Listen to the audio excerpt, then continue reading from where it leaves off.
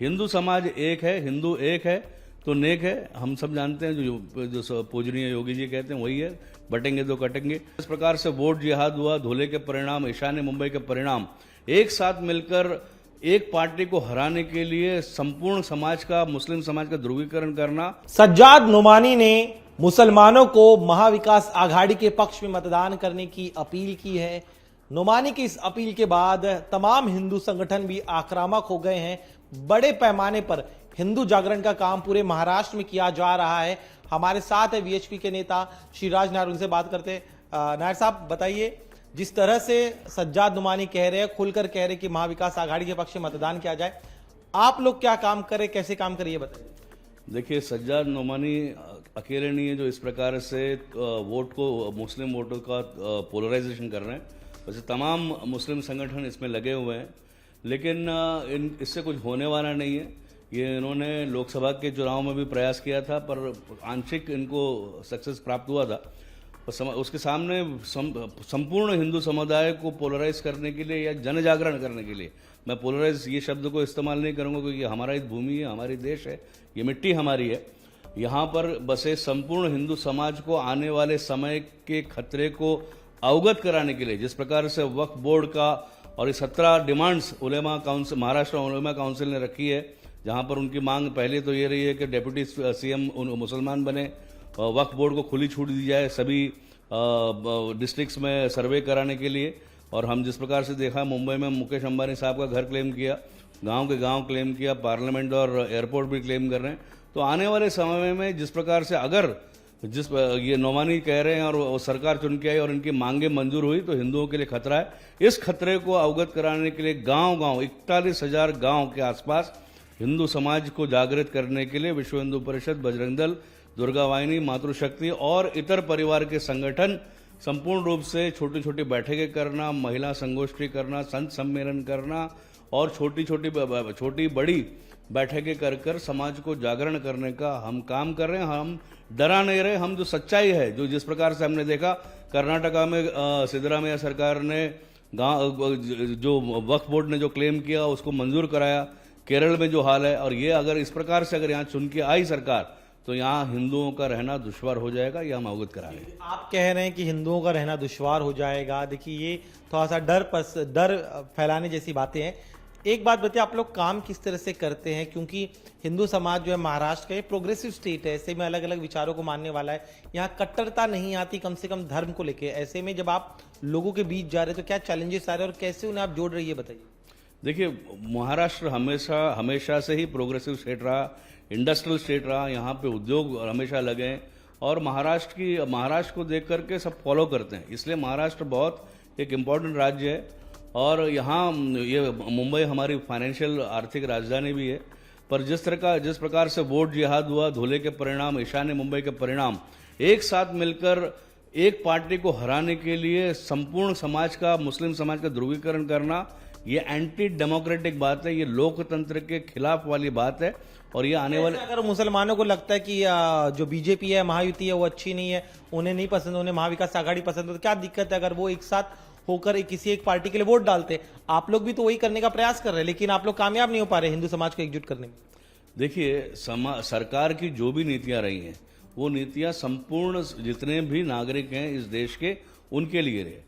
अगर आप लाभार्थी देखें तो सबसे अधिक लाभार्थी भी मुस्लिम समाज के लोग हैं, चाहे घर हो, उज्ज्वला गैस हो, नहीं मिलते ना आप लोगों को। तो ये एक बात है। इतना सब करने के बाद भी एक डर दिखा करके, हवा दिखा करके, बीजेपी के खिलाफ वोट करके और इस प्रकार से वक्फ बोर्ड जैसी तंजीमों को बढ़ावा देना और कांग्रेस का जो तुष्टीकरण की राजनीति, ये कांग्रेस नहीं, कांग्रेस के अलावा जो समाजवादी पार्टी और यहाँ पर एनसीपी, शरद पवार गुट, ये सब की जो तुष्टीकरण की राजनीति रही है, ये हिंदू समाज के अस्तित्व के आने वाले समय और हिंदू समाज के भविष्य के लिए खतरा है। इसको हम अवगत करा रहे हैं। जब आप उनसे जा रहे हैं, हिंदू समाज के लोगों से मिल रहे हैं, बातचीत कर रहे हैं, तो उनका रिस्पॉन्स क्या होता है? क्या वो समझ रहे हैं जिन बातों को आप कहना चाहते हैं?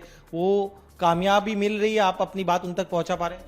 देखिए, 2014 से हम इस कार्य को कर रहे हैं। 2014 हमने देखा, 2004 से लेकर 2014 में जिस प्रकार से डॉक्टर मनमोहन सिंह के कार्यकाल में हिंदुओं को सेकंड ग्रेड, द्वितीय दर्जे का नागरिक बनाने का प्रयास किया, हिंदू टेरर, हिंदू भगवा आतंकवाद का टर्म कॉइन किया, साधु संतों को शंकराचार्य जैसे पूजनीय संतों को पॉकेट मार की तरह जेल में डाला गया, ये सब देख करके हमने खतरा भांप लिया था। और हम जब समझा रहे थे तो समझ गए, और 2014 के बाद हमने देखा कि परिणाम तीसरी बार माननीय मोदी जी की सरकार आई है। हो सकता है जिस प्रकार से थोड़ा डर दिखाया, कॉन्स्टिट्यूशन को, संविधान को बदला जाएगा, आरक्षण को हटाया जाएगा, ये झूठे नैरेटिव फैलाने से थोड़ी सीटें कम आई, परंतु तीसरी बार माननीय मोदी जी की सरकार चुन करके आई। हमें संपूर्ण भरोसा है, विश्वास है, हिंदू समाज जागृत होगा और हम डरा नहीं रहे। ये वास्तविकता है। हमने स्वयं देखा केरल में ईसाई मछुआरे जिस गांव के बाशिंदे थे, जहां वो जिनकी पीढ़ियां रह रही हैं, उनके गांव से एक व्यक्ति जब लोन लेने, अपने बच्चे की पढ़ाई के लिए लोन लेने जाता है, तब कहा जाता है कि आप वक्फ बोर्ड से एनओसी लेके आइए। वो व्यक्ति वहीं चक्कर खा के गिर जाता है। उसी तरह से गांव के गांव क्लेम कर रहे हैं, पार्लियामेंट, एयरपोर्ट क्लेम कर रहे हैं। तो ये आने वाले समय में अगर इस प्रकार की सरकार जो आती है, जो महाविकास आघाड़ी टाइप, इससे हिंदुओं के लिए बड़ा खतरा है। आप कई हमने पिछले कुछ समय से देख रहे हैं कि लगातार महाराष्ट्र के कई शहरों में, जिलों में, गाँव में हिंदू जागरण यात्राएं निकली है। बड़े पैमाने पर संत सम्मेलन भी आप कर रहे हैं। उसके जरिए कैसे क्या आप लोगों तक पहुंच पा रहे हैं? क्या उसका कुछ लाभ मिल रहा है? आपको लग रहा है जिस मकसद के साथ आप इन तमाम चीज़ों को ऑर्गेनाइज कर रहे हैं, कुछ कामयाबी मिली है? बहुत कामयाबी मिली है। देखिए, ये तो मैंने कहा ना, 2014 के बाद अगर देखिए राज्य में भी तस्वीर 24 के बाद बदली है। देखिए, जरूर आप प्रयास करेंगे, 24 के बाद तस्वीर बदली है। 24 के बाद लोकसभा में मैंने वही कहा, आंशिक सक्सेस उनको प्राप्त हुई और कामयाबी प्राप्त हुई है। वो भी क्यों? उस वक्त मैंने ये भी कहा, दो झूठे नैरेटिव को फैलाने में कहीं ना कहीं कामयाब हुए। और वो झूठे नैरेटिव ये थे, संविधान को बदला जाएगा, आरक्षण को खत्म किया जाएगा। ये एक झूठा नैरेटिव था। संविधान को के साथ अगर किसी ने छेड़खानी की है तो वो केवल और केवल कांग्रेस ने की है। भारतीय जनता पार्टी ने कभी भी संविधान के लेकर के कोई ऐसी बात नहीं कही। न संविधान बदलने की बात कभी थी, न आरक्षण खत्म करने की बात थी। पर ये झूठे नैरेटिव को फैलाने में कहीं ना कहीं कामयाब हुए। अब वो सब चला गया। अब वो हिंदू समझ गया कि इस झूठे झांसे में अब दोबारा नहीं फंसेंगे। एक बार हो सकता है उनको कामयाबी मिली, अब ये नहीं होगा। अब हिंदू समझ चुका है। एक मुश्त, जिस तरह से हमने देखा, दूसरी तरफ से एक मुश्त वोट जो है महाविकास आघाड़ी के लिए लोकसभा चुनाव में हमने देखा। दूसरी तरफ आप लोग जो है भारतीय जनता पार्टी या उनके सहयोगी दल, उन्हें कामयाबी नहीं मिली, वोट्स में बिखराव दिखाई दिया था। वही पैटर्न इस समय भी हो सकता है विधानसभा चुनाव में, ये खतरा नजर आ रहा है। ऐसे में जब आप लोग जा रहे हैं, लोगों को क्या एहसास हो रहा है, उस बारे में बताइए। देखो, लोगों को पूर्णता से एहसास हो रहा है, क्योंकि जिस प्रकार से ये वक्फ बोर्ड का मामला है, सभी लोग आज तो इंफॉर्मेशन टेक्नोलॉजी का युग है, सभी लोगों को इससे उभरने वाले खतरे के बारे में जानकारी हो गई है। और तुष्टीकरण की राजनीति किस प्रकार से हिंदुओं के लिए कहर ढाता है, यह देखा है। अभी हमने खड़गे साहब का बयान सुना था योगी जी के बारे में। अब योगी जी ने पलट के जब उनको कहा कि आप बोलते हैं आपके माता, अपनी बहन, आपके भाई, आपके चाचा या आपके घरों को किसने जलाया, उसका जवाब उन्होंने दिया नहीं। और जलाया किसने था, ये हमको सबको मालूम है। तो ये सब जानते हैं कि एक प्रकार से जो रेडिकलाइज हो रहा है, एक प्रकार से जिस प्रकार से टेरर ब्रीडिंग ग्राउंड इलीगल ये लैंड जिहाद के मार्फत से हो रहा है, ये सब भारत और विशेषकर महाराष्ट्र की राजधानी और भारत की आर्थिक राजधानी मुंबई के लिए भी खतरा है। इसलिए हम संपूर्ण महाराष्ट्र में ये बात सबको बता रहे हैं। महाराष्ट्र में 41,000 गांव हैं, करीब आप कह रहे 40,000 से ज्यादा गांवों तक आप लोग का पहुंचने का प्रयास चल रहा है। जब इन गांवों में आप जा रहे हैं तो गांव के लोग, क्योंकि शहर और गांव पूरी तरह से अलग है, एटमॉस्फेयर अलग होता है, गांव में थोड़ा सांस्कृतिक पृष्ठभूमि अभी भी नजर आती है। जब उनसे बात करें गांव के लोगों से, जो जातियों में बटा हुआ है, वो मराठा ओबीसी हो या फिर अन्य जातियों में बटा हुआ है, वो क्या कह रहे हैं, उनसे आपको क्या समझ में आ रहा है? देखिए, ये मराठा ओबीसी ये सब कुछ लोग जो है, हम सब जानते हैं इसके पीछे कौन है। हिंदुओं को बांटने का षड्यंत्र कौन कर रहा है, मुसलमानों को पोलराइज करना, हिंदुओं को बांटने का, ये इनकी पुरानी रणनीति रही है। लेकिन अंदर से अब सब धीरे धीरे समझ गए हैं, सब जानते भी हैं, हम सब जाते हैं। जो अगर ऐसा भ्रमित भी हो गए, उनको हम समझाते हैं तो वो समझ जाएंगे। हिंदू समाज एक है, हिंदू एक है तो नेक है। हम सब जानते हैं, जो पूजनीय योगी जी कहते हैं वही है, बटेंगे तो कटेंगे। ये अब सब लोग समझ गए, तो इसमें अभी हिंदू जातियों में बंटने वाला नहीं है, हमारा पूर्ण विश्वास है। आप कह रहे हैं वोट डिवीजन नहीं होगा इस बार हिंदू समाज? नहीं होगा, हमारा पूर्ण विश्वास है। संपूर्ण हिंदू एक होकर हिंदुत्व के लिए और अपने खुद के अस्तित्व के लिए, हिंदू समाज के हम 1000 साल से निरंतर जिहादी आतंक को झेल रहे हैं और हम सर्वाइव हुए हैं। बाकी सारी सभ्यता नस्तो नाबूद होकर के आर्कियोलॉजिकल म्यूजियम में है, पुरातत्व विभाग के म्यूजियम में हम सर्वाइव हुए हैं। 120 करोड़ लोग हैं।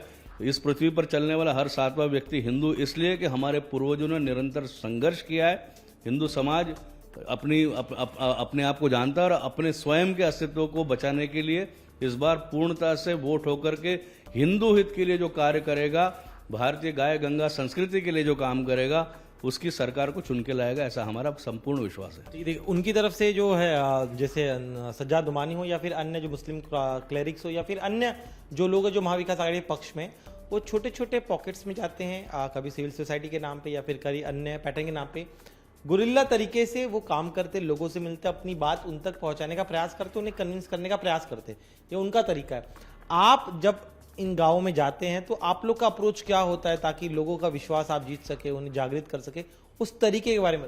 देखिए, हम जाकर के किसी पॉलिटिकल पार्टी को वोट दें ऐसा हम नहीं कहते। जैसे ये लोग कहते हैं, जो सीधा का सीधा लिखित में हमने देखा है, चाहे नोमानी हो या all India Muslim personal board हो या महाराष्ट्र उलेमा काउंसिल हो, ये लोग सीधा सीधा कहते हैं इनको वोट दो। हम यही कहते हैं सबको, यही हम सबसे जब पॉकेट मीटिंग्स रखते हैं, नुक्कड़ सभाएं रखते हैं, छोटी बड़ी सभाएं रखते हैं, महिलाओं के साथ संगोष्ठी करते हैं, संत सम्मेलन करते हैं, तो हम यही कहते हैं अपने अस्तित्व के लिए और हमारे अपने हिंदुत्व के लिए वोट करें, एक होकर रहें।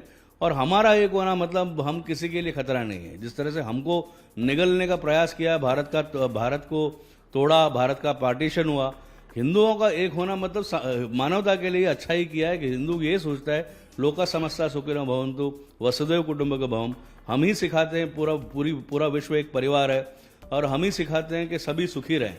तो हमारे एक होने से किसी और को खतरा नहीं है, इसलिए हम सबको एक कर रहे हैं। एक आखिरी मेरा सवाल, इस बार के चुनाव में युवा मतदाता जो है बड़ा रोल प्ले करने वाले हैं। ऐसे में सोशल मीडिया का सहारा जो है दूसरे पक्ष की तरफ से लिया जा रहा है ताकि उन्हें उन तक युवाओं तक वो अपनी विचारधारा पहुंचा सके, अपनी बात पहुंचा सके। आप जितने भी हिंदू संगठन है वो किस तरह से प्रयास करें ताकि यूथ को अपनी तरफ आकर्षित कर सके, उन्हें प्रभावित कर सके? देखिए, पिछले लोकसभा में हमारा ध्यान इलेक्ट्रॉनिक मीडिया, प्रिंट मीडिया पे अधिक रहा और सोशल मीडिया, यूट्यूब चैनल्स पर हमारा इतना ध्यान नहीं था और उसकी वजह से झूठा नैरेटिव फैलाने में कहीं न कहीं इस्लामी तंजीम और वामपंथ इन्होंने मिलकर के झूठे नैरेटिव फैलाए। पर यूथ जो है, युवा जो है, माननीय मोदी जी के भी बहुत उनको चाहते हैं और जिस प्रकार से देश में एक वातावरण है, जिस प्रकार से इंडस्ट्रियलाइजेशन हो रहा है, जिस प्रकार से इंडस्ट्रियल डेवलपमेंट हो रहा है, जिस प्रकार से भारत की छवि बाहर के देशों में, मैं विदेशों का प्रवास करके आया हूँ अभी, भारत की छवि में बहुत सुधार है। तो उससे युवा जो है, जो वो एक्सपोज्ड है, वो आज उनको कोई भ्रमित नहीं कर सकता है। वो लर्नर्ड है, वो चिंतन कर सकता है और वो जानता है कि उनकी अच्छाई के लिए क्या है, उनके भविष्य के लिए कौन है। तो हमारा पूरा विश्वास है वो हिंदुओं की हित की जो बात करेगा, उनके स्वयं के फ्यूचर के लिए वो सोशल मीडिया का इस्तेमाल कर रहे हैं। आप जैसे बता रहे हैं कि कमी रहेगी, इस बार सोशल मीडिया का इस्तेमाल कर रहे हैं आप? देखिए, सोशल मीडिया का कार्य, देखिए सोशल मीडिया का जो उपयोग अधिकांश युवा ही कर रहे हैं और युवा ही हिंदू हित में वोट करो करके फैला रहे। कोई योजनाबद्ध तरीके से कोई नहीं कर रहा। पर इस प्रकार से आप देख रहे हैं आज सोशल मीडिया में जो मैसेजेस वायरल हो रहे हैं, ये कहीं ना कहीं चिंतित युवा, जो युवा अपने भविष्य को लेकर के चिंतित है, जिसने अभी हाल में बांग्लादेश की घटनाक्रम देखी, ये सब देख करके जिन युवाओं को चिंता है वो खुद ही बम्बार्ड कर रहे हैं मैसेजेस बना करके। हिंदू हित की सरकार महाराष्ट्र में है, इसीलिए। शुक्र हमसे बात करने के लिए। तो सुना आपने कि इनका कहना है कि जिस तरह से मुस्लिम मतों के लिए ध्रुवीकरण का प्रयास किया जा रहा है, उसके काउंटर करने के लिए ये भी प्रयास करे कि हिंदू समाज को जागृत कर सके। इनकी तरफ से प्रयास जरूर किया जा रहा है। अब ये नतीजों में कितना कन्वर्ट होता है, इसे देखने के लिए हमें 23 तारीख तक का इंतजार करना होगा। कैमरामैन संतोष दिवटे के साथ दिनेश मौर्य, इंडिया टीवी, मुंबई।